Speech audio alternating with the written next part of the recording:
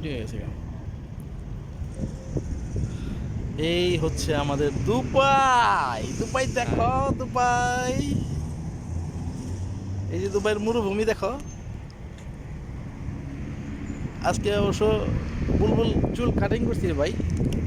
চুল cutting special cutting. না video শুরু করে দিচ্ছি। কও কও, দেশে ইলেকশন চলতেছে, ইলেকশন সম্পর্কে কিছু কও বুলবুল। না কি করব? হ্যাঁ কও, ইলেকশন সম্পর্কে আমরা তুমি কিছু মন্তব্য করো। বাংলাদেশে ইলেকশন সব জায়গায় গরম অবস্থা, গরম, ঠিক আছে। আমরা ইলেকশন সম্বন্ধে করলে তো মনে করেন আর দেশেই যাওয়া যাবে না। তুমি ভোটার হইছো? ভোটার আইডি কার্ড নাই? তুমি তো তাহলে দেশের নাগরিকের মধ্যেই পড়ো না। ভোটার পয়সা নাই? না, কোন দল সাপোর্ট করো? এই ব্যাপারে কিছু বলবা? আমি কোনো দল না, যে বাংলাদেশের যে আইবো এই ভালো।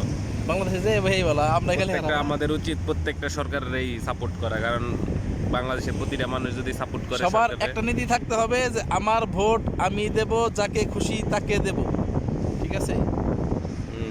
আর সৎ, যোগ্য, নিষ্ঠাবান, শিক্ষা অনুরাগী এরকম লোকেরই আসলে মনোনয়ন দেওয়া উচিত, তাই না?